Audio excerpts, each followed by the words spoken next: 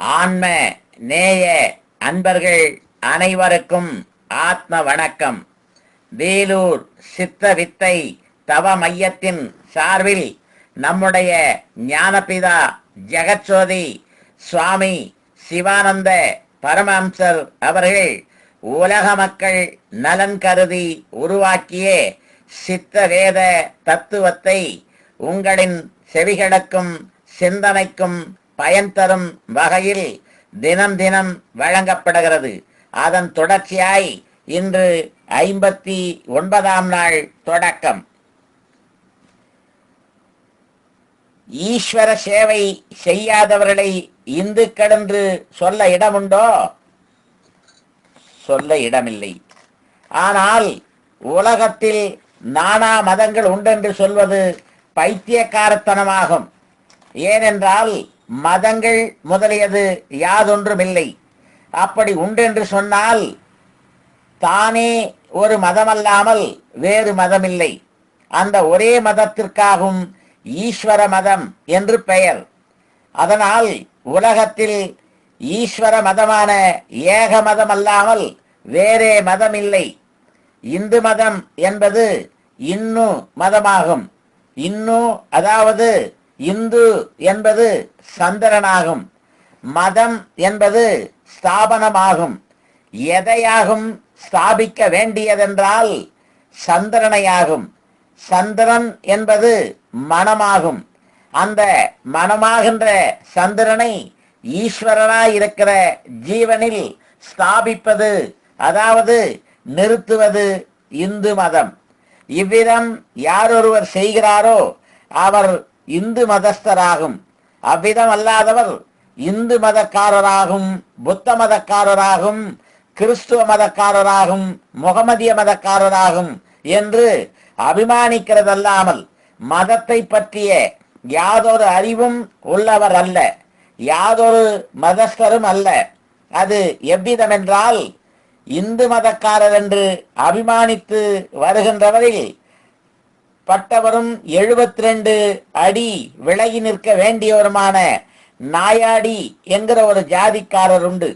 அவருக்கு பொது ரஸ்தாவிலும் மற்றும் நடக்க விடாமல் மேல் பிரகாரம் தூர நிறுத்தி கஷ்டப்படுத்தி சர்க்கார் பாதையில் கூட நடக்க முடியாமல் வந்ததன் நிமித்தம் முகமது மதஸ்தர்கள் என்று அபிமானித்து வருகிறவருடன் சேர்ந்து பல கைத்தொழில்கள் செய்து உபஜீவனம் செய்து வருவதும் அவர் முகமதியர்கள் என்று அபிமானித்து வருகிறதும் செய்கிறார்கள். ஆனால் அவர்களுக்கு முகமது மதத்தை பற்றி யாதொரு அறிவும் இல்லை. அவர்களுக்கு முகமது மதத்தில் அதிகப்பட்டால் 3 வார்த்தைகள் தெரியும். அதாவது ஹல்லா, அல்லாஹி, பிஸ்மில்லா இவைகளாகும். இந்த வார்த்தைகளினுடைய பொருள்களாகட்டும், முகமது மதத்தை பற்றிய யாதொரு தத்துவத்தை ஆகட்டும் அறியாமல் மேல் சொன்ன வார்த்தைகளை மட்டும் உச்சரித்து கொண்டு நான் முகமதியனாகும் என்று அபிமானித்து நடக்கிறார்கள். இவ்விதத்தில்தான் எல்லா மதஸ்தர்களும் மதத்தினுடைய யாதொரு பொருளும் அறியாமல் நான் இந்து மதமாகும், புத்த மதமாகும், கிறிஸ்துவ மதமாகும், முகமதிய மதமாகும் அனுசரிக்கிறதென்று முன் சொன்ன நாயாடி அபிமானித்து நடக்கிறதல்லாமல் மதங்களை பற்றி யாதொரு தத்துவ போதமோ அறிவோ கிரகிக்கவோ அவருக்கு இருக்கவில்லை. உண்மையில் ஆலோசித்தால் இவ்வகை யாதொரு மதமும் இல்லாததாகும். எல்லாம் மேல் சொன்ன ஈஸ்வர மதமாகும்.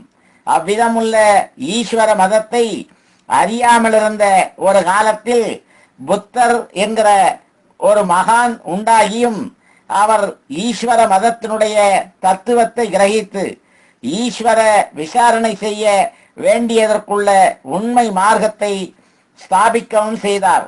அதற்கு அந்த மகான் ஒரு புரோகிதராக இருந்தார்.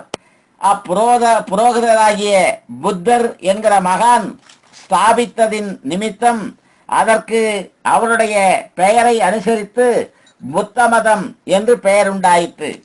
அம்மகான் ஸ்தாபித்துள்ளது ஈஸ்வர மதமாகும். புத்த மதம் அல்ல. அம்மகானுடைய பெயர் புத்தர் என்பதா இருந்தது கொண்டும் இப்பொழுது அதற்கு புத்த மதம் என்று சொல்லி வருகிறது.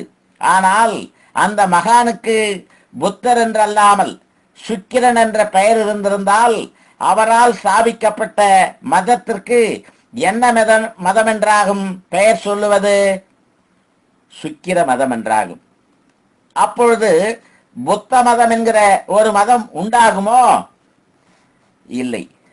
இதே பிரகாரத்தில் தான் ஒரு காலத்தில் கிறிஸ்து என்கிற ஒரு மகான் உண்டாகியும் இன்னொரு காலத்தில் முகமது என்கிற ஒரு மகான் உண்டாகியும் அவர்களும் ஈஸ்வர விசாரணை செய்ய வேண்டியதற்குள்ள நியாயமான ஒரே மார்க்கத்தை ஸ்தாபித்தார்கள். அதுவும் மேல் சொன்ன ஈஸ்வர மதமாகவே இருந்தது. அவ்விதம் ஈஸ்வர மதத்தை ஸ்தாபிப்பதற்கு மேல் சொன்ன மகான்கள் ஓரோர் புரோகிதராய் தீர்ந்தார்கள்.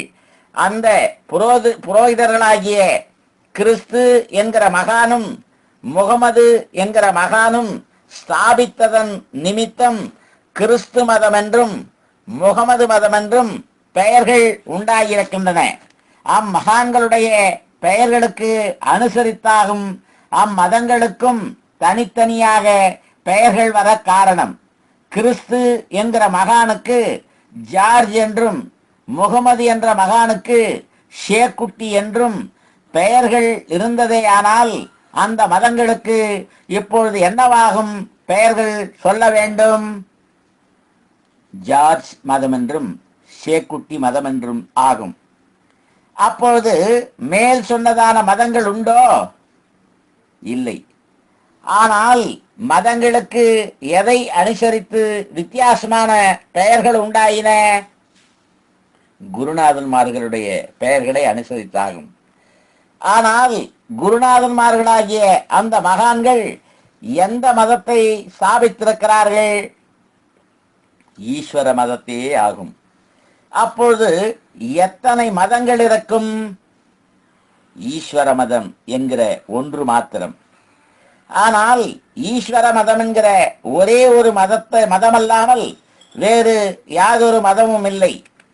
அப்படியுள்ள ஈஸ்வர மதத்தை இன்னதென்று அறியாமல் அநேக கட்டிடங்களை கட்டி வைத்து அவைகளுக்கு தேவாலயம் என்றும் சர்ச் அதாவது மாதா கோயில் என்றும் பள்ளி வாசல் என்றும் சொல்லிக்கொண்டு அவைகளில் சிலதில் பொம்மைகளை ஸ்தாபித்து அவைகளை ஈஸ்வரன் என்று சங்கல்பித்து அவ்விடங்களில் புத்தி இல்லாதவர்களாகி ஜீவ காருண்யமில்லாமல் கடூர குணமுடையவராய் நரபலி என்றும் அஸ்வபலி என்றும் அஜபலி என்றும் குக்குட பலி என்றும் மற்றும் சொல்லி மனிதர் என்றும் குதிரை என்றும் ஆடு என்றும் கோழி என்றும் அபிமானித்து வருபவர்களையும் மற்றும் பல ஜீவிகளையும் அறுத்து அதி கடினமான கொடூர செயல்களை செய்து கொண்டிருக்கும் காலங்களில் மேல் சொன்ன மகான்கள் உண்டாகியும் அவர்களுக்கு புத்தி சக்தி உண்டாயிருந்ததால் இதனுடைய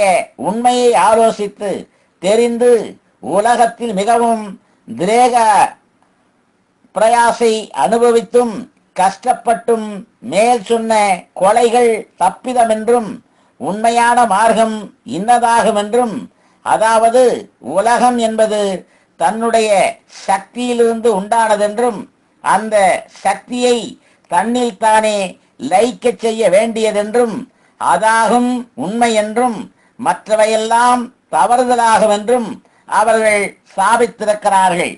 அதனால் உலகத்தில் எந்தெந்த மகான்கள் உண்டாயிருந்தார்களோ அவர்களெல்லாம் சொன்னது முன் சொன்ன ஒரே மார்க்கம்தானாகும். அந்த மார்க்கத்தையாகும் இப்பொழுது நாம் உமக்கு காண்பித்து கொடுத்திருப்பதாகும். இதாகும் உண்மை. அத்தியாயம் 20 முற்றிற்று. அத்தியாயம் 21 தொடக்கம்.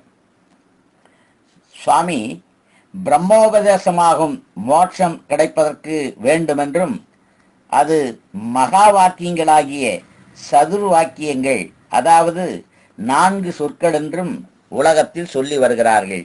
4ஆம் அத்தியாயத்தில் இதை கண்டிக்கவும் அதாவது மறுக்கவும் செய்திருக்கிறீர்கள் அல்லவா? ஆனால் சதுர் வாக்கியங்களுடைய உண்மை என்னவென்று அருள் புரிய கேட்டுக்கொள்கிறேன். சதுர் வாக்கியங்கள் என்பது என்னென்னவாகும்? நன்று. நாளைக்கு தொடர்வோமா? ஆத்ம வணக்கம்.